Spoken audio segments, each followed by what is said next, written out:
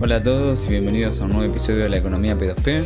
Estamos acá con Leo. Hola Leo, ¿cómo estás? ¿Qué tal, Ian? ¿Todo bien? Todo bien, todo bien. Bueno, Me alegro. hoy estamos de vuelta.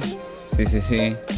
No los hemos abandonado nuevamente. Ya desde la semana pasada estamos a pura constancia. Así que hoy vamos a traer un podcast distinto. Tiene foco en Bitcoin Cash, si se quiere. Es más, vamos a hablar de algunas herramientas sobre privacidad y descentralización y cómo estas se llevan, cómo se conectan con Bitcoin Cash. Sin antes hablar de Cash Rain. Esto es algo totalmente nuevo. Tenemos un anuncio especial para hacer sobre esta Un anuncio tecnología. especial.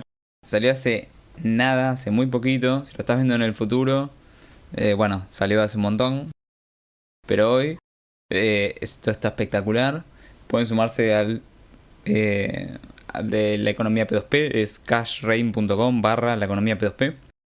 Pueden sumarse a la comunidad. Todo minúsculas. Todo en minúsculas.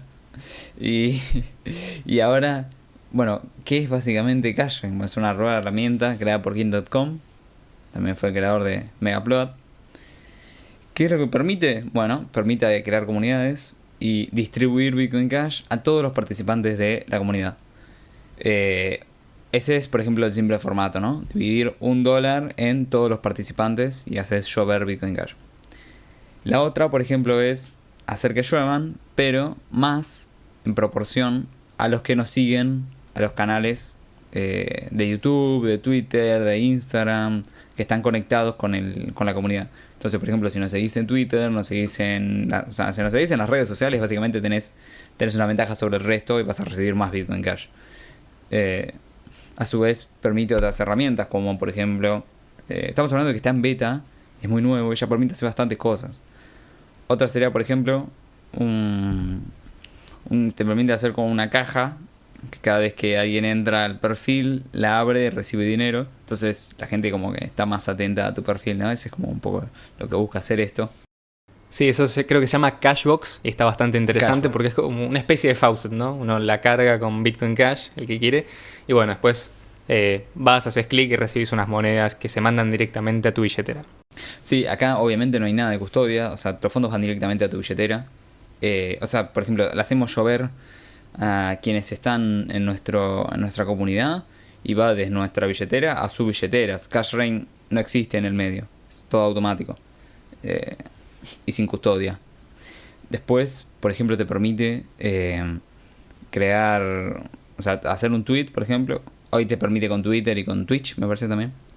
Y podés dar recompensa a quienes te den retweet y like a tu tweet. Entonces también te sirve como una forma de promocionar, como una especie de marketing digital, si querés, dentro de Twitter. Y bueno, probablemente esto se expanda a más redes, ¿no? Lo mismo que YouTube. Si le das like a un video en YouTube o una cosa así, o le das like a una publicación en Instagram. La verdad que está espectacular, los invitamos todos a sumarse. Encima te deja loguearte con la billetera bitcoin.com, lo cual te lo hace mucho más fácil. Sí, desde ya. De hecho, tenemos un anuncio especial para hacer, que es que a partir de la publicación de este episodio, este viernes, y durante 24 horas va a haber un Cash Rain activo para todas las personas que quieran participar y se suscriben básicamente o participan dándole like y retweet al tweet del anuncio de este episodio, como una forma también de promocionar nuestro contenido. A cambio, obviamente, todos los que participen se van a llevar Bitcoin Cash, que va a ser enviado directamente a su billetera. La forma de registrarse es muy simple, como lo comentó Ian. Hay varias maneras de hacerlo. Creo que se puede iniciar sesión con Twitch, se puede iniciar sesión con la billetera bitcoin.com.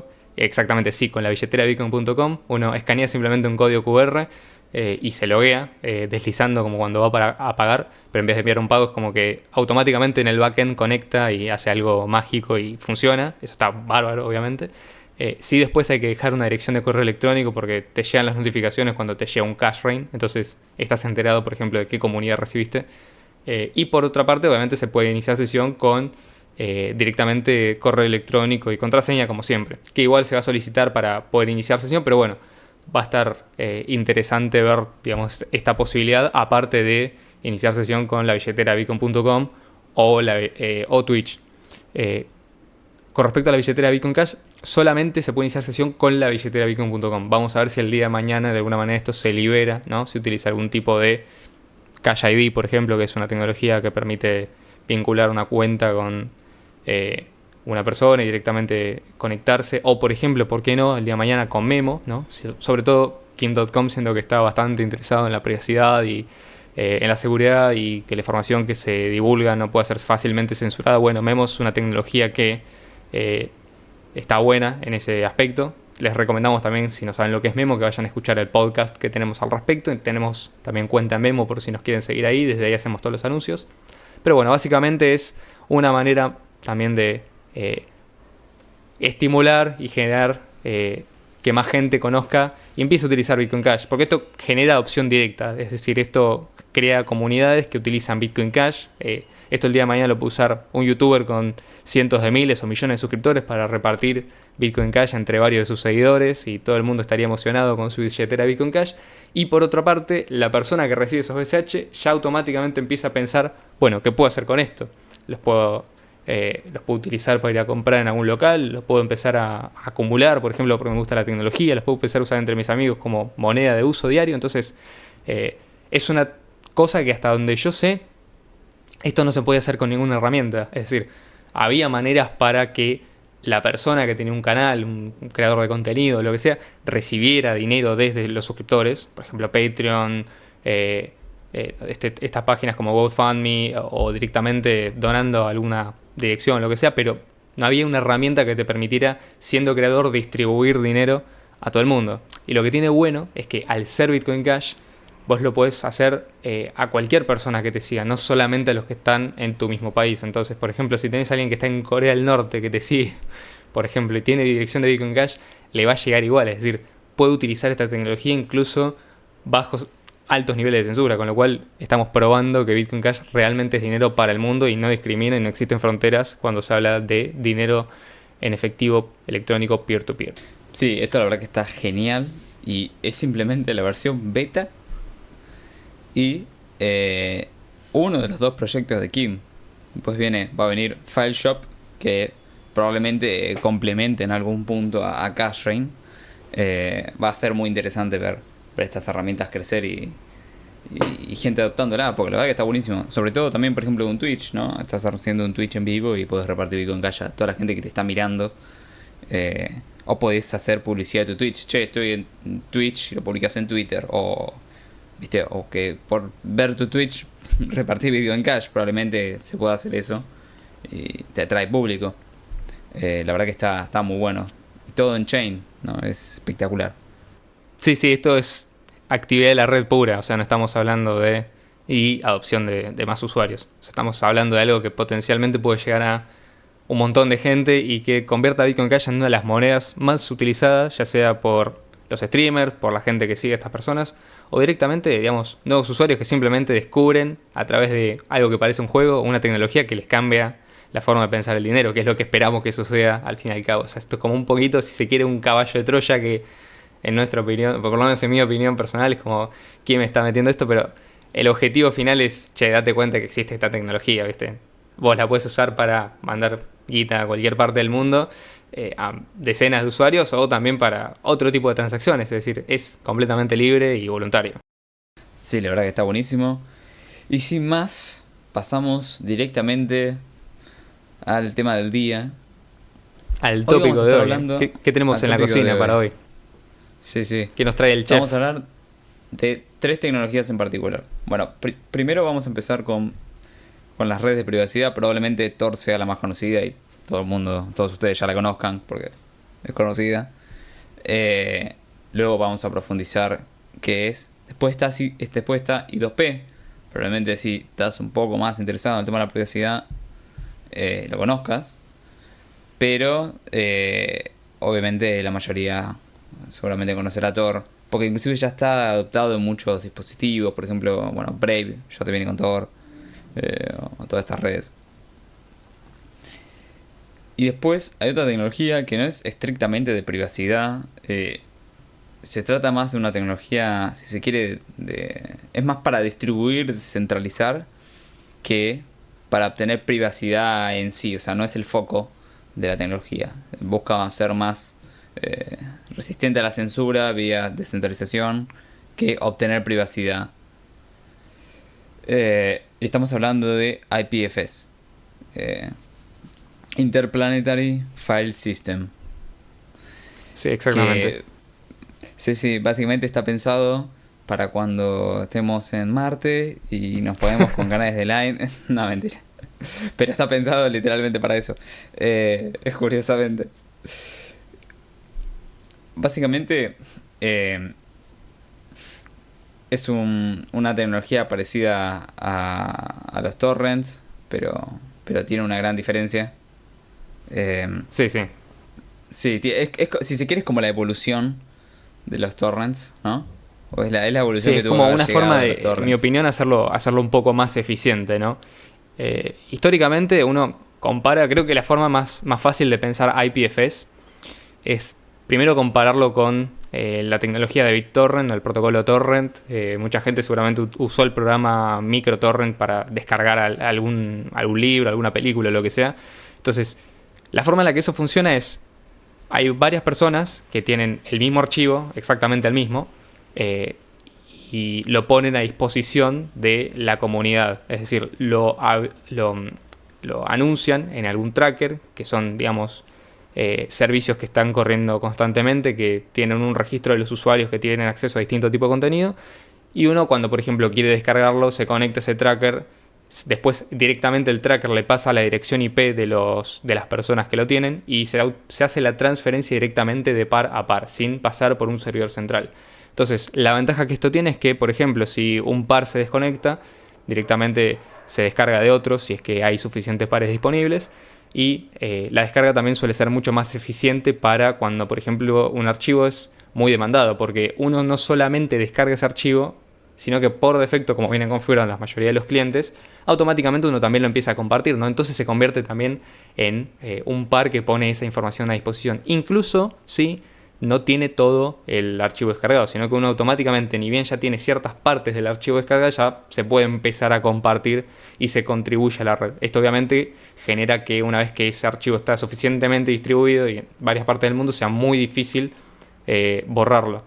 La alternativa a esto tradicional, ¿no? En el modelo clientes-servidores, yo me conecto, por ejemplo, no sé, al servidor de, pongámosle Windows, ¿no? Me bajo el Windows 10 y lo estoy descargando directamente del servidor de Windows. Si el servidor de Windows apaga o lo que sea, o se satura porque todo el mundo lo está descargando, bueno, el que se va a ver afectado directamente soy yo y no tengo alternativas porque no tengo otra forma de descargar ese contenido. Sin embargo, vía, por ejemplo, BitTorrent, esto está prácticamente resuelto. Entonces, esta es una tecnología que de hecho es relativamente vieja, tiene más de 20 años desde su implementación o de sus primeros proyectos, o por lo menos las primeras versiones, y sigue existiendo. La razón por la que sigue existiendo es porque es un protocolo que es extremadamente robusto y es extremadamente fácil de utilizar. Es decir, hay muchas maneras de usar BitTorrent sin problema. Entonces, básicamente, si quieren, podríamos decir que las ventajas, las principales ventajas de IPFS, o sea, Interplanetary File System, son: 1. La descentralización. IPFS utiliza una red de nodos distribuida en lugar de servidores centrales. Esto es... Para que Leo se está riendo porque sabe cómo generé este texto en este mismísimo momento. Bueno, estas 5 ventajas, chicos, quiero decir que no las acabo de escribir en una inteligencia artificial que las acaba de crear. pero son válidas. Y si no, las vamos a corregir ahora. Estamos usando chat GPT y la estamos streameando en el momento. Bueno, ¿qué es lo que permite? La ventaja número 1 es que es descentralizado, ¿no? Lo que hace que la red sea más resistente a ataques y caídas. Es exactamente lo mismo que estaba mencionándole. Esto es totalmente como cuando estás en vivo, Sí. ¿viste? Igual es cierto lo que dice la IA. Exactamente. La número 2 sería el ahorro de bando de ancha. ¿Qué es lo que dice? Utiliza utiliza un sistema de caché para almacenar y recuperar los datos de forma eficiente, lo que reduce el consumo de bando de ancha y mejora la velocidad de descarga de los archivos. Exactamente, esto es, digamos, similar también al protocolo de BitTorrent. Exactamente. Otra, por ejemplo, es la integración con tecnología blockchain. Y esto es exactamente así. Esto no lo estoy leyendo, ¿eh? Esto sirve porque, por ejemplo, muchas aplicaciones descentralizadas, sobre todo en Ethereum o en el mundo de DeFi, utilizan IPFS. Es súper común. Protocolos grandes como Uniswap, Aave, todos usan IPFS. Bueno, volviendo al texto. Sí, sí. IPFS puede ser utilizado con la tecnología blockchain para garantizar la integridad y la inmutabilidad de los datos almacenados de la red. Esto también es muy interesante. Inclusive le tiré un artículo también muy interesante sobre esto que después lo podemos charlar. Desde ya. A su vez, IPFS tiene una mayor eficiencia en la gestión de contenidos. IPFS permite la gestión de contenidos de forma más eficiente, ya que facilita el acceso a archivos grandes y permite la colaboración en tiempo real entre varios usuarios. Por otro lado, sí. Hasta ahora no objeto nada a lo que dice. Está correcto. Perfecto. Y además, ofrece mayor privacidad. IPFS ofrece opciones de privacidad avanzadas, como el cifrado de archivos y la creación de enlaces privados, lo que garantiza una mayor privacidad en la gestión de contenidos. Si no te gusta, puedo generar otra. Eso es más objetable. Eso es más objetable. O sea, yo no subiría, por ejemplo, ¿no? Por decir un archivo cifrado con información sensible a IPFS, salvo que pueda garantizar que ese cifrado sea resistente a varios años. O sea, está muy bien lo que generó. De hecho, antes de seguir voy a decir que la verdad al principio me reía en silencio, pero me estaba riendo porque cuando empezó a hablar ya me di cuenta de que estuvimos esta semana probando la inteligencia artificial y realmente es excelente. O sea, te da muy buenos resúmenes y cualquiera la puede probar y utilizar, es excelente. La recomiendo mucho. Pero sí, o sea, básicamente esas son las ventajas. O sea, en principio podemos decir que BitTorrent y IPFS son protocolos que son muy parecidos, ¿no? Pero IPFS creo yo que tiene un diseño un poco más innovador en cuanto que va más allá. Es decir, obviamente hay que destronar, ¿no? O sea, tenés que crear un protocolo que destrone al rey de los protocolos de peer-to-peer, que hoy en día es BitTorrent, ¿no? Para el intercambio de archivos. Pero creo que por ahora, o sea, va en camino a conseguirlo. ¿Por qué? Por varias razones, que de hecho hay algunas que no mencionó el texto generado por la inteligencia artificial, o que no dudo de que, por ejemplo, si hubiéramos no le pedí intentado... la cantidad de ventajas, le puede haber dicho, dame las 40 verdades de IPFS y me las dice. Claro, exactamente. Pero una de las cosas que, por ejemplo, mencionamos es que facilita en cuanto a la eficiencia la desduplicación de archivos. ¿Por qué? ¿Cómo funciona IPFS? Y para esto ya tenemos que compararlo con el modelo tradicional de cliente-servidor. Uno, por ejemplo, cuando se conecta a una página, por ejemplo, y ve un video o una imagen, lo que está haciendo el navegador, que es el programa que se conecta con el servidor para pedirle los recursos y después mostrar el sitio web en la pantalla de nuestra computadora o celular, es directamente conectarse con un servidor al cual tiene que pedirle específicamente, o sea, tiene que conocer la dirección de lo que quiere pedir. Entonces, por ejemplo, me conecto a esta página y te pido que me mandes esta imagen. Entonces, ¿qué pasa? Si se cae el servidor, por ejemplo, esa página queda completamente inaccesible. Es decir, no hay manera de acceder fuera de lo que está en ese servidor. O sea, si el servidor está caído, la información se pierde prácticamente. Esto es una de las grandes desventajas que tiene, por ejemplo, Internet hoy en día. Que si, por ejemplo, vos tenés un sitio web que de golpe se hizo popular, el problema que te encontrás es que lo más probable es que un montón de esa información de golpe se pueda volver inaccesible o después estar bajo, por ejemplo, un ataque de DOS, una denegación de servicio, etc. Por contraste, en el caso de IPFS, vos lo que haces no es pedirle una ubicación específica a la red. Es decir, vos no decís, che, yo me quiero conectar a tal servidor para descargar tal archivo. Sino que lo que haces es, con el hash del archivo, que lo tenés que conocer de antemano, y ahora vamos un poco a cómo funciona esto. Suponete que vos tenés un archivo, no sabés exactamente qué es el archivo, pero tenés el hash. Decís, bueno, yo me quiero conectar a este hash. Entonces haces un query, digamos, haces una petición en general a la red. La red va a buscar y te va a devolver los nodos que tengan ese archivo, el cual vos ya sabes el hash. Entonces, ¿qué pasa? Vos te conectás a varios nodos que puedan tener el mismo archivo. Esos nodos te mandan la información, vos la podés descargar de forma muy eficiente porque, de nuevo, tiene la ventaja como BitTorrent que al descargarlo de más nodos se puede descargar más rápido, es más resistente a la censura, no es tan fácil borrar ese contenido. Y una vez que vos tenés ese archivo, pues hacer el hash y darte cuenta si lo que te pasaron coincide con lo que vos pediste o no. Si te pasaron algo que era incorrecto, vos podés banear o bloquear a esos nodos que te pasaron información incorrecta. Pero si está todo bien, vos ya sabés que la información que ellos te pasaron era la que vos habías pedido originalmente, porque el hash es igual. Recordemos que un hash es como una forma de firma o huella digital, por así decirlo, de un archivo, de una carpeta o lo que sea, que es imposible de falsificar y es imposible de duplicar. Es decir, vos en muy raras ocasiones, prácticamente nunca con un buen algoritmo de hash, vas a tener lo que se conoce como colisiones. Es decir, dos archivos distintos que tienen el mismo hash. Hoy en día, con un sistema de hash robusto, como por ejemplo el algoritmo SHA-256, que creo que es el estándar que utiliza IPFS, es imposible o prácticamente imposible encontrar una colisión. Es decir, si alguno encuentra una colisión, que me avise, pero hasta donde yo sé no hubo ninguna y es extremadamente complicado. Entonces, puedes estar seguro de que cuando te manda la red un archivo y vos verificás que el hash es el mismo a lo que pediste, ya te puedes quedar tranquilo, ese archivo es el que vos habías solicitado.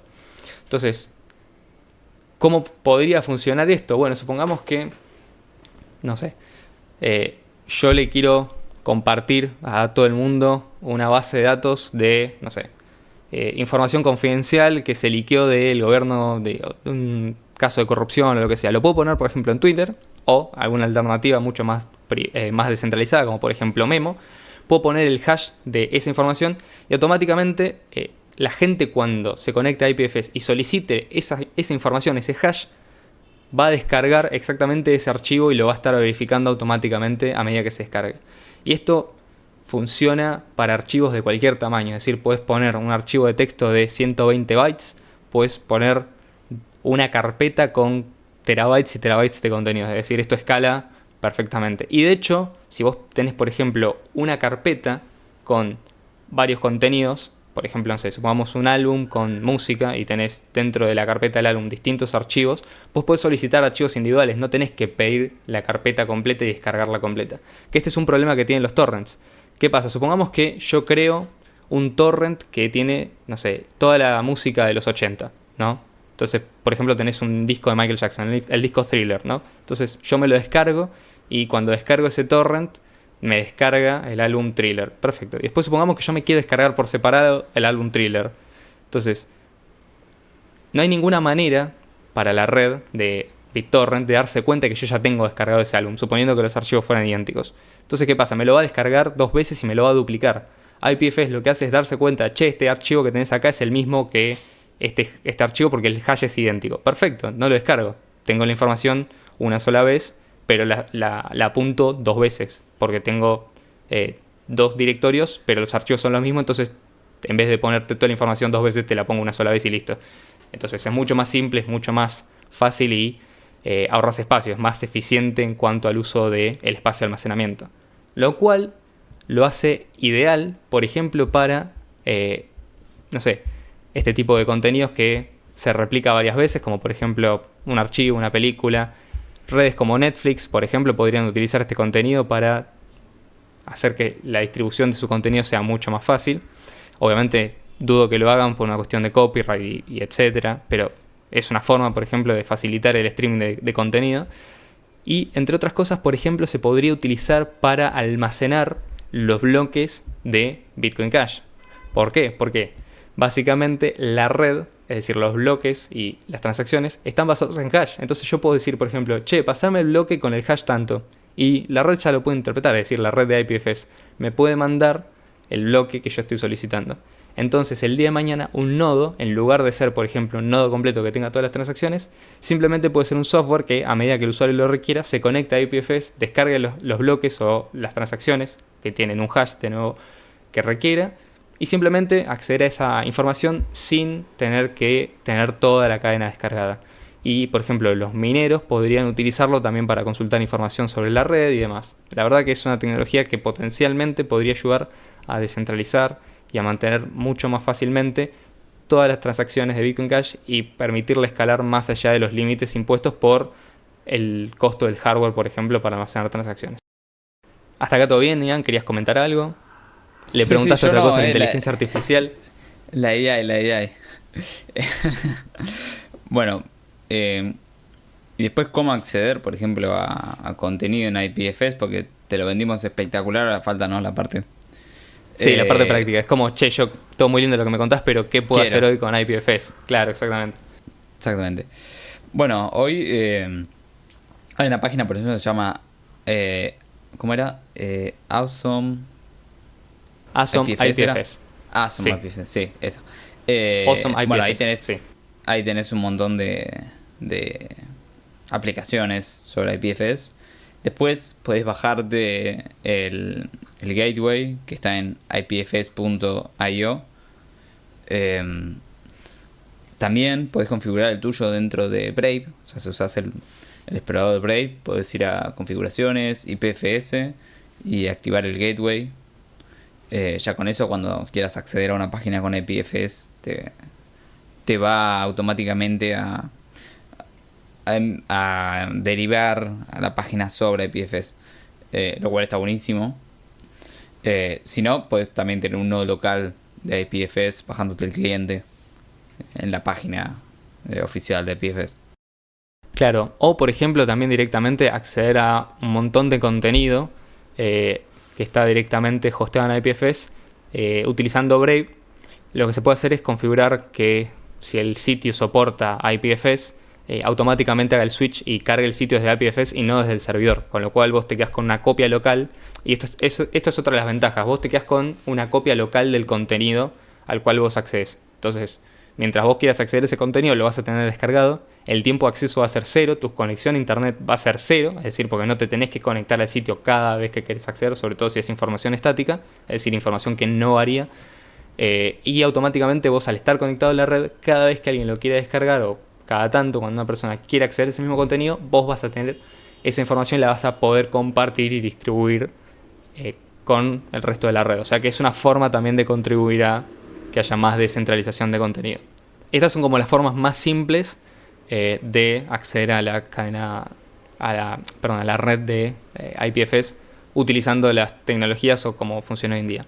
Lo más probable es que si esto sigue creciendo como parece que viene creciendo, el día de mañana los navegadores por defecto lo incluyan como un método más y directamente no escondan al usuario el hecho de que están utilizando IPFS, sino que lo van a poner como, che, estás accediendo a este sitio, por ahí te cambian el logo para avisarte que no estás usando el protocolo HTTPS, sino que estás usando IPFS, y directamente ya está. Esto puedes utilizarlo para poner información a disposición de las personas, como por ejemplo, no sé, desde archivos de impresión en 3D hasta imágenes, películas, videos, etc. Y sin ningún tipo de censura, porque básicamente cuando alguien se lo descarga, tiene acceso a esa información y la puede poner a disposición de los demás. Sí, espectacular. Si quieren podemos pasar un poco más a la parte de privacidad, porque hasta ahora hablamos de todo lo que tiene que ver con IPFS y la descentralización, que todas las ventajas que nos da. Entonces, sí, hay que aclarar, y esto hay que mencionarlo, IPFS, por más que sea descentralizado, por defecto no es privada. Es decir, cuando vos te conectás a la red, tu IP es pública, los nodos ven exactamente a qué información estás solicitando acceso, y esto obviamente puede y va a ser registrado por esos nodos. Entonces, recomendamos utilizar alternativas, ¿no?, para acceder a estos contenidos, obviamente si se está compartiendo información que sea sensible, ¿no?, o información que pueda ser perjudicial para la persona que le está compartiendo. En este sentido hay que ser responsables, ¿no? Sí, mucho cuidado los muchachos de Balenciaga con sí, esto, porque no, le pueden quedar infraganti otra vez. Sí, Entonces, y me alegro mucho personalmente de que hayan quedado expuestos como lo que son. Sí. Si no se enteraron de lo que pasó, entérense y enójense como nosotros, van a ver que no estamos hablando de gusto. Así que les mando un saludo y espero que no estén bien, honestamente. Sí. Entonces, básicamente, ahora tenemos dos tecnologías que nos permiten, ahora sí con más foco, acceder a una red privada, una red anónima. El primero es Tor, conocida por todos, desarrollado sorpresa, por ¿no? la... Sorpresa. Seguro algunos se sorprendieron, no se la veían venir. Sí. No, sí, esto es posta, lo que está diciendo Ian no es joda. Lo desarrolló la NSA. O sea, es un protocolo desarrollado, creo, por la NSA o por la CIA o en conjunto. Y lo mantiene hoy, Creo que tengo entendido que los ponen 5 plata para que desarrolladores principales, 4 son de la NSA. Y uno debe ser el primo de la NSA, cena juntos, digo. Pero sí, está creado por ellos. Y también son los que tienen la mayoría de nodos de salida. Ahora vamos a explicar qué son los nodos de salida. Básicamente, lo que tiene todo en lo que gira Tor es una tecnología de enrutamiento de cebolla o onion routing, que básicamente lo que hace es hacer saltos. O sea, por ejemplo, vos cuando te conectás a una página, si no usas VPN ni nada y te conectás a una página de un sitio, esa página ve tu IP, ¿no? Eso es totalmente transparente. Lo que hace esto es, digamos, vos te conectás con tu IP, lo ve el nodo de entrada y después hacen varios saltos entre distintos nodos. Entonces, digamos que la página vería el último nodo de salida.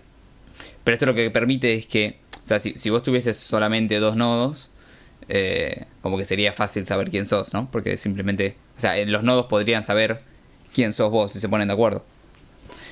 Cuando haces mayor cantidad de conexiones con los nodos, el enrutamiento es más largo, es más difícil poder descubrir el IP de la entrada. O sea, haciendo el nodo de salida es mucho más difícil descubrir el IP de la entrada si se hacen muchos saltos en el medio que si no se hacen saltos en el medio, ¿no? Si son dos nodos, por ejemplo. Exactamente. Cada uno de estos saltos está cifrado por una capa de cifrado, es decir, la persona que opera el nodo de entrada, por ejemplo, no puede ver el destino final, es decir, conoce tu dirección IP, pero no sabe exactamente hacia dónde va a terminar yendo este paquete digamos, de conexión, digamos, que es lo que vos envías cuando intentás conectarte a un sitio. Vos envías información para que el sitio a su vez te envíe la información para ver la página y demás. Entonces, claro, cuando vos haces varios saltos y los vas encriptando, hasta que no llega el último salto, los nodos intermedios no pueden entender o saber cuál es la destinación final. Obviamente esto es excelente, ¿no? Por contraposición, ¿no? Hay una desventaja que es la conexión se hace un poco más lenta, porque tiene que dar varios saltos, no es como una conexión directa entre un usuario y la página. Un poco. Pero la ventaja es que obviamente se gana un buen nivel de privacidad. ¿Cómo? Un poco ponele, pero sí. Bueno, hay varias personas que dicen que hoy en día Tor está comprometido por lo siguiente. Creo que hay alrededor de 6.000 nodos en la red, contando nodos de entrada, nodos de intermedios y nodos de salida. Los nodos de entrada son los nodos a los cuales vos te conectás directamente para entrar a la red Tor. Los nodos intermedios son los nodos que van básicamente de los nodos, o sea, de los nodos de entrada envían la información a los nodos intermedios y finalmente los nodos intermedios envían la información a los nodos de salida. Creo que es sabido, y esto no es un dato que sorprenda a nadie, la mayoría de los nodos de salida están operados por la NSA.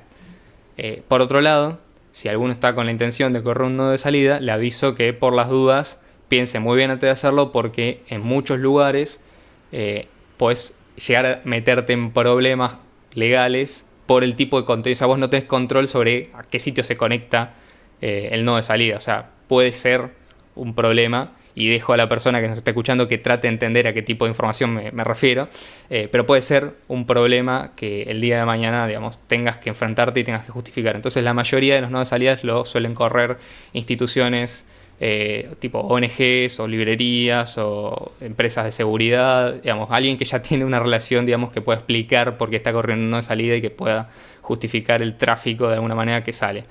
Además, lo más probable es que uno, cuando opera un nodo de salida, tenga que bloquear ciertos puertos que se utilizan normalmente para spam, como por ejemplo el tema de el correo y otros. Esto por un lado.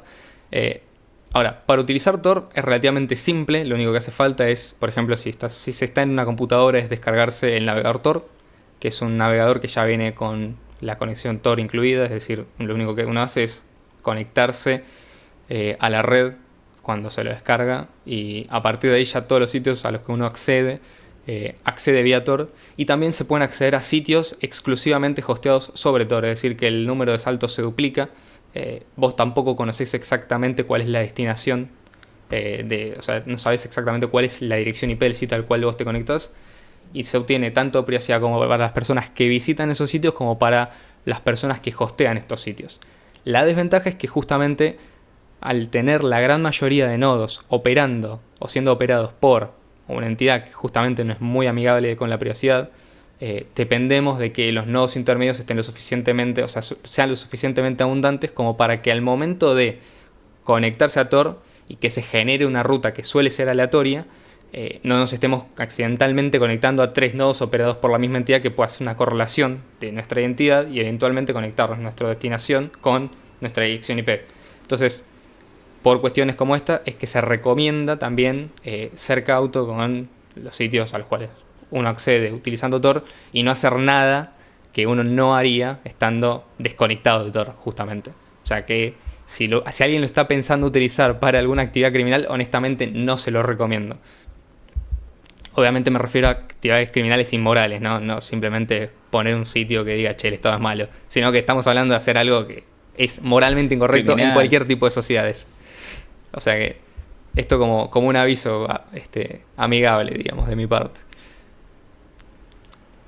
Después, otra forma de utilizar Tor es directamente desde Brave, aunque personalmente no lo recomiendo, pero está configurado, es decir, uno puede acceder a Brave, a Tor utilizando el navegador de Brave y puede... Es más, creo que directamente cuando accedes a un sitio que tiene una versión de Tor, directamente Brave te avisa y te permite conectarte directamente. Por ejemplo, ProtonMail, cuando vos vas a loguearte a ProtonMail, arriba a la derecha te aparece un cartel que te dice, che, no te querés loguear desde Tor, y bueno, lo podés hacer. Mi opinión es que utilicen directamente el navegador Tor para esto porque justamente es el que provee mayor nivel de seguridad y anonimato y es el que está configurado especialmente para que todo el tráfico de Tor sea idéntico. Y después, por ejemplo, si alguno tiene un teléfono con Android, se puede utilizar Orbot. Desconozco si en iOS existe algo similar, pero entiendo que sí.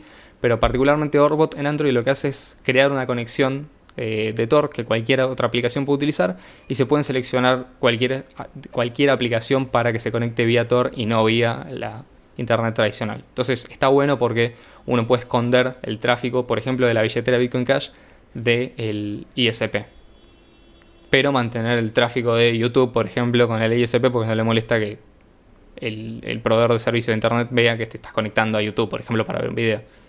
Pero esto es una forma también de mejorar un poco la privacidad, o al menos segmentarlo un poco. Después, creo que ya habiendo un poco terminado con la descripción general de Tor, obviamente invitamos a las personas que se hayan quedado con dudas a consultárnosla directamente en los comentarios o ponerse en contacto con nosotros o consultar la página oficial de Tor que es torproject.org. Vamos a pasar con la otra red que es menos conocida, es menos utilizada, pero que a pesar de ser menos utilizada tiene más nodos y es, en mi opinión, un poco más privada y probablemente más escalable. Y es I2P. I2P significa Invisible Internet Project o Proyecto del Internet Invisible. ¿Y cuál es la característica que lo separa o que lo hace diferente de Tor, por ejemplo? Bueno, es exactamente su modelo de enrutamiento. Cuando uno se conecta a un sitio a través de Tor, se crea un túnel con ese sitio que pasa a través de 3 nodos.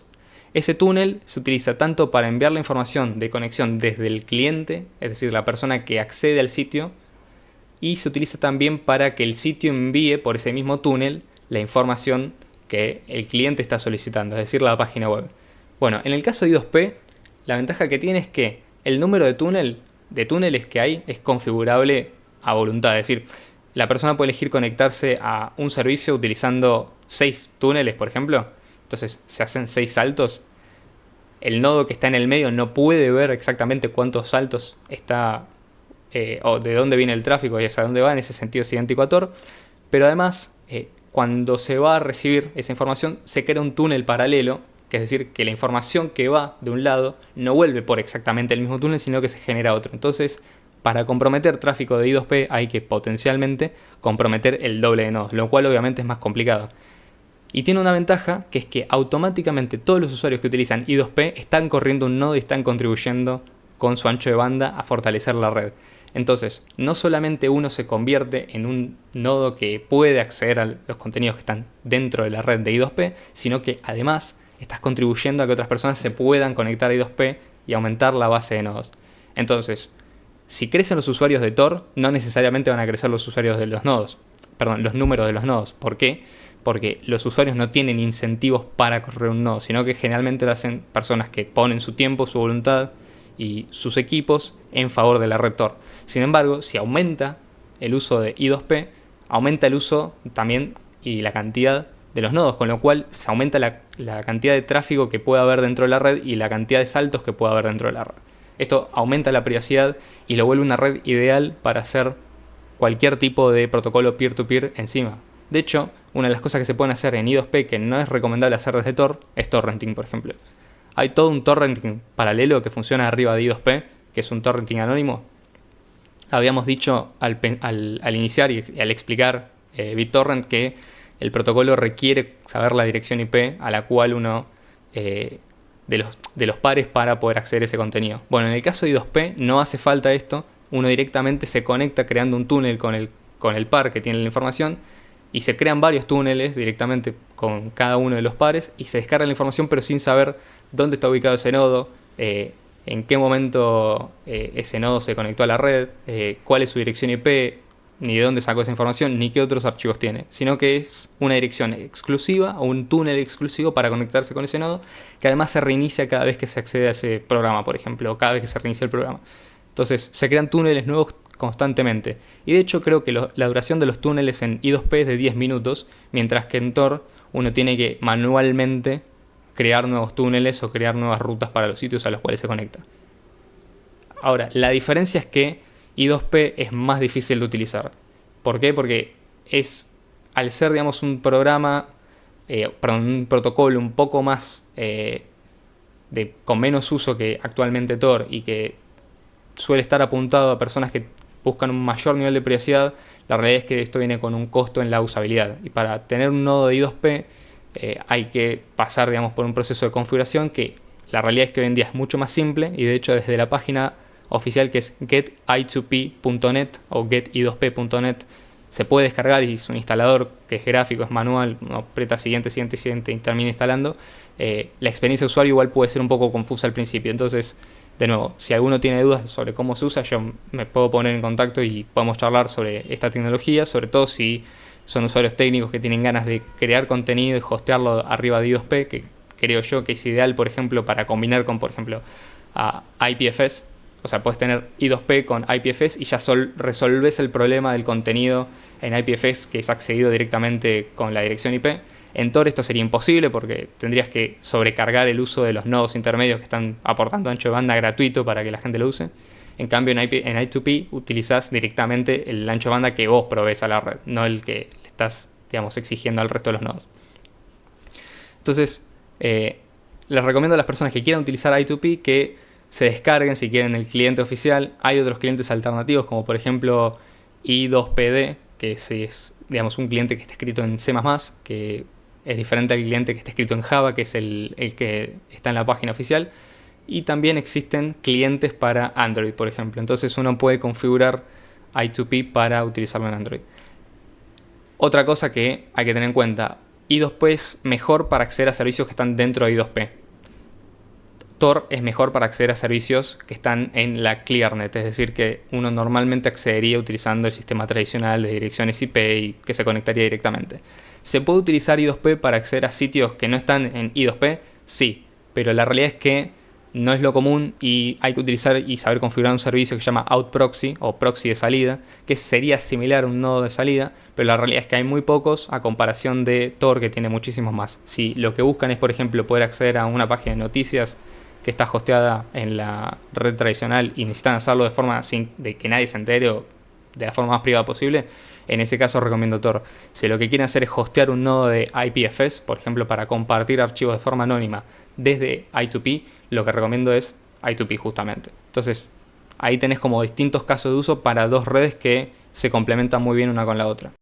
Sí, si te gustan los logos bonitos, en resumen, Tor. Si no, I2P. Sí, I2P se siente como una experiencia de usuario más rústica, ¿eh? Pero sí, confío en que va a ir creciendo con el uso y que más gente va a empezar a demandar, sobre todo teniendo en cuenta que cada vez se hace más caro por el uso mayoritario que está teniendo Tor para la gente correr un nodo de Tor. Hay formas de contribuir con el tráfico de Tor y ya vamos a hablar de esto, pero sepan que el día de mañana es muy probable que se empiece a aumentar el uso de I2P. Otra cosa, al ser más pequeño, I2P probablemente tenga menos bugs conocidos, entonces uno puede estar exponiéndose, aunque potencialmente también haya más ataques que puedan hacer las agencias de inteligencia para tecnologías como Tor.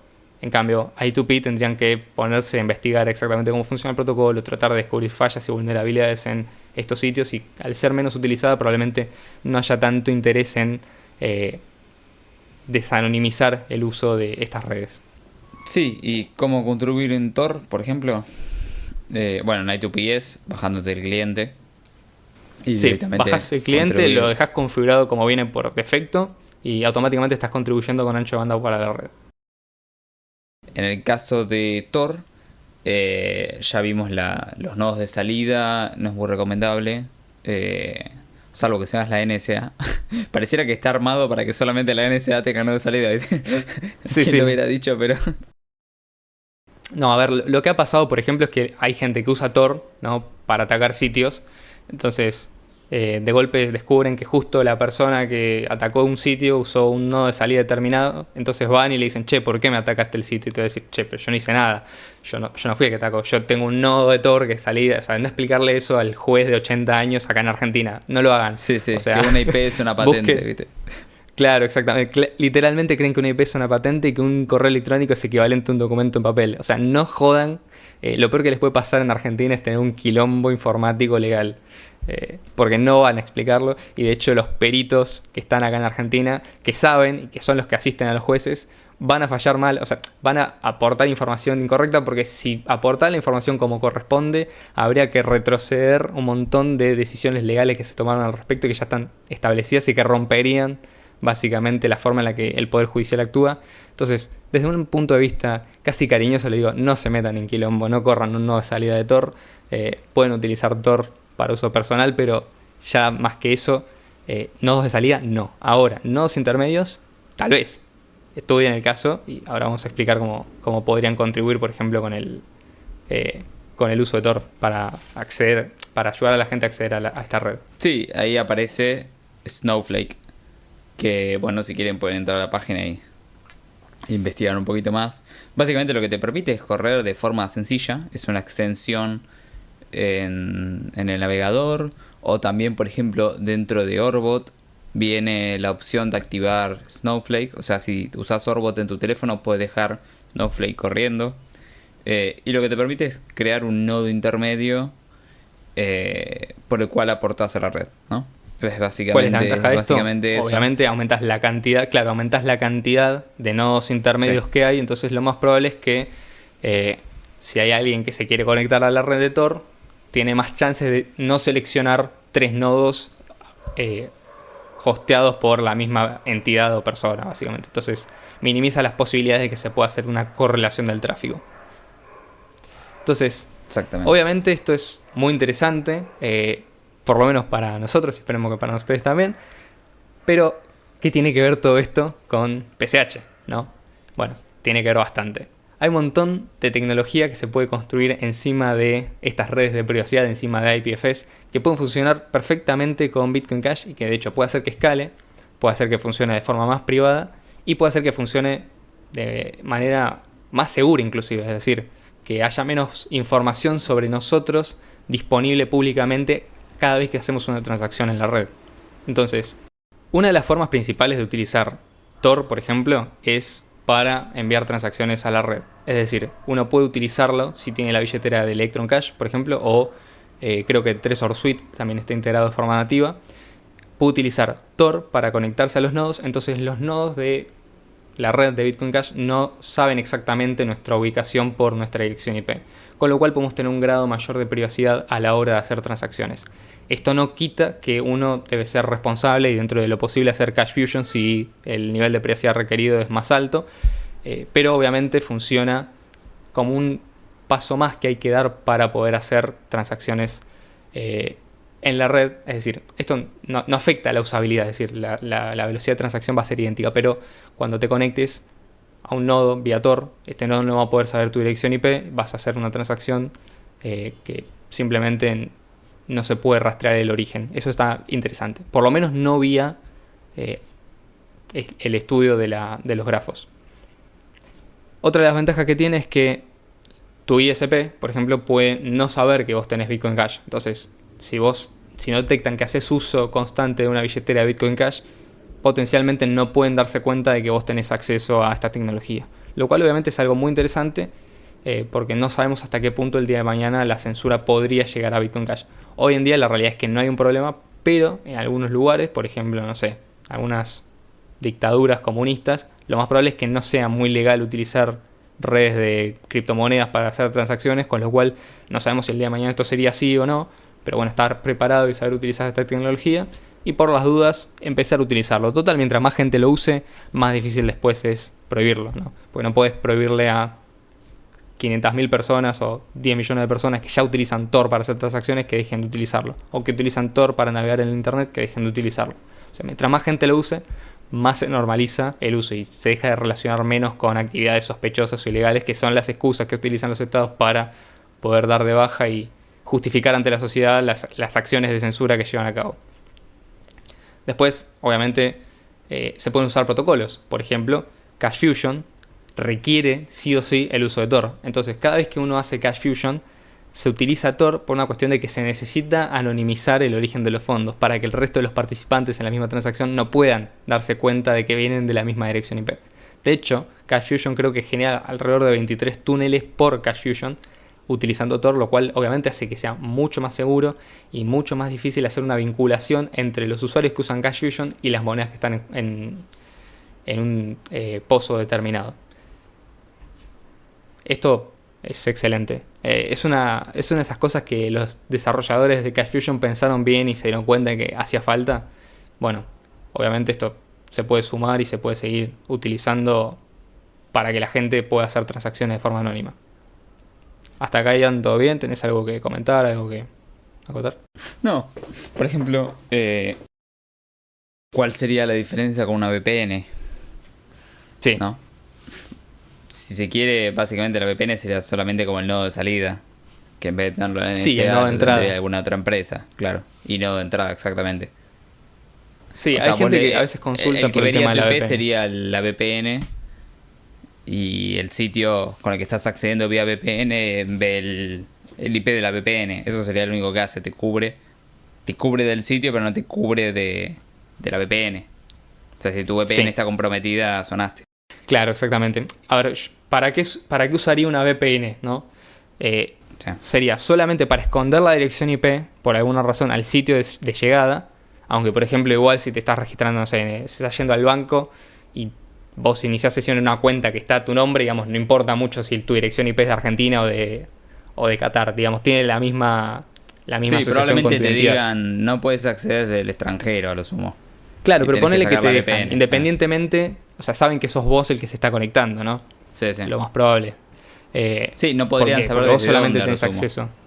Exacto, si usás para entrar a Google, a tu cuenta de correo de Google, bueno, ¿qué va a hacer? O sea, es tu cuenta, vos solamente deberías tener acceso, entonces asociarían que esa dirección IP es tuya y saben que si durante los últimos 10 meses te conectaste desde Argentina y ahora te estás conectando desde, no sé, Estados Unidos, van a decir, o se mueve a Estados Unidos o está usando una VPN. Y lo más probable es que estés usando una VPN si ellos, digamos, de alguna manera detectan que por algunos lados te sigues conectando a Argentina. Entonces, eso por empezar.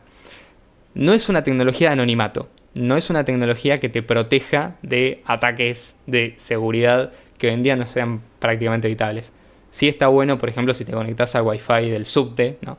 O al Wi-Fi del bar de la esquina, porque no sabés quién está conectado y no sabés qué tráfico pueden ver. Pero más allá de eso, la realidad es que no ofrece una garantía de seguridad, no es para proteger datos personales, no es para proteger tu identidad en línea, no es para protegerte de robos y de ataques informáticos. Eso está más que sabido. ¿Qué sí puedes hacer, por ejemplo? Bueno, lo puedes utilizar para que tu ISP no pueda registrar los sitios a los cuales vos te conectás. Y esto obviamente consulten la legislación de cada país, pero por lo menos en Argentina creo que son 5 años que tu ISP tiene que tener acceso a los logs de los sitios a los cuales vos te conectás. ¿Esto qué significa? No significa que pueden ver tus correos electrónicos, pero sí pueden ver que vos te conectaste a Google, por ejemplo, a Gmail, o que estuviste en GitHub, o que estuviste en electroncash.org, o que estuviste en bitcoin.com. O sea, este tipo de cosas sí las pueden ver y van a quedar registradas potencialmente. Y hasta donde a mí me consta, cuando la justicia pide estos registros, ellos sin pensarlo los largan. O sea, no es que tienen un incentivo fuerte para no guardar o no compartir esos datos personales. La realidad es que hay una ley de datos personales en Argentina, pero convengamos que no es muy inteligente confiar en este tipo de tecnologías en este tipo de leyes para depender. O sea, la privacidad no depende de una ley, la privacidad depende de las herramientas tecnológicas que uno tenga para defenderla, justamente, que son, en el caso de el acceso a internet, Tor, por ejemplo, o I2P o demás, otras tecnologías de anonimato. Tampoco dependeríamos, por ejemplo, de que prometan no imprimir más fiat. Vamos a seguir insistiendo con Bitcoin Cash el día de mañana. Entonces, esta es una forma, digamos, de proteger tu identidad. Sí, hasta cierto punto las VPNs tienen este límite de que igual si esas VPNs, por ejemplo, son del gobierno de Estados Unidos o del gobierno del país que sea, o de China o de Rusia, y bueno, ellos van a estar registrando todo eso. Entonces, estás confiando hasta cierto punto. Vos lo único que haces es cambiar la confianza de tu ISP a la VPN, pero nada más. Sí, la recomendación sería por defecto usar una VPN, salvo que requieras más privacidad, donde pasas a las otras redes. Sí, lo que puedes hacer igual, Una por cosa ejemplo, así. es si por alguna razón querés esconder el hecho de que estás usando Tor, sí puedes tener una VPN instalada en tu equipo, por ejemplo, en tu computadora, y después cuando te conectas a Tor, el tráfico de Tor va dentro del tráfico de la VPN. Entonces, tu ISP ni siquiera ve que te estás conectando a Tor. Esto es una gran ventaja. Por lo menos es mucho más difícil o no es tan evidente. Porque, ¿qué pasa? Los nodos de Tor de entrada son conocidos. O sea, pueden decir, che, esta IP corresponde a un nodo de entrada de Tor. Ah, entonces estás usando Tor. En cambio, con la VPN por ahí es más difícil. Sobre todo si usas una que no es tan conocida o que te permite cambiar de servidores todo el tiempo. Eso está bueno. Pero de nuevo, no usaría una VPN por la privacidad y el anonimato, porque justamente esas son cosas que una VPN por definición y por diseño no puede otorgar. Utilizaría una tecnología que esté construida justamente para eso. Sí, sí. Eso para ver películas en Netflix de otro país. Sí, exactamente. Igual aguante y para streaming. minimizar el spam. Sí, aguante streaming, Sí. exactamente. Bueno, el día de mañana puede salir una tecnología, ¿no?, que te Streaming permita... usa torrents, por ejemplo. Claro, exactamente. Pero podría usar IPFS, por ejemplo, y tener un montón de... O sea, porque una cosa que tiene Streamio es que cuando vos ves una película tenés 25 opciones. O sea, la gente está hosteando la misma película 25 veces. Es la misma película. Podés subirla a IPFS. Entiendo que sea por calidad. Ponerle que en IPFS sería un hash distinto. Por calidad de imagen. Pero después todo el resto. O sea, claro, no tenés que tener 10 opciones del 720. O de 1080, 20 opciones. Con una ya está. O sea, todos estarían apuntando al mismo hash y listo. Sería más sencillo. Y correría por ejemplo, mejor. Para el audio hostear un hash diferente también. Sí, funcionaría mucho más mejor. Porque eficientemente. viste que una de las cosas que pasa en Streamio es que, por ejemplo, uno siempre va a la primera opción porque es la que más conexiones tiene, digamos. Te aparece un número de cantidad. Siempre vas a la primera. Lo que te haría, si funciona con IPFS, es que automáticamente todo se conecta a una sola, ¿viste? No necesitas... Claro, exactamente. O la más eficiente. No se fragmenta el efecto. Se concentra. Bueno, creo que esto es un poco la idea que tenía el library, ¿no? Hostear todos los videos directamente en IPFS con una blockchain aparte que estimule que la gente los tenga. Porque, digamos, esto no es que vos subís algo a IPFS y ya queda hosteado porque la gente es buena. O sea, vos tenés que estar conectado para servir ese contenido, y para que, digamos, quede realmente accesible tenés que tener varios nodos hosteando ese contenido. O sea, tenés que generar incentivos. Por ejemplo, tiene que ser una película, tiene que ser algo que la gente quiera hostear. Si tu contenido, digamos, no lo quiere ver nadie o no es popular, no vas a tener la ventaja de que volvés dentro de 10 años y ese hash sigue respondiendo. Digamos, IPFS, el nodo por lo menos tiene lo que se conoce como un recolector de basura, que es, si no accediste a algo durante, no sé, una semana, bueno, lo borro para hacer más espacio para las cosas que sí utilizás. Entonces esto genera que se asignan más recursos hacia donde más se necesitan. Sí.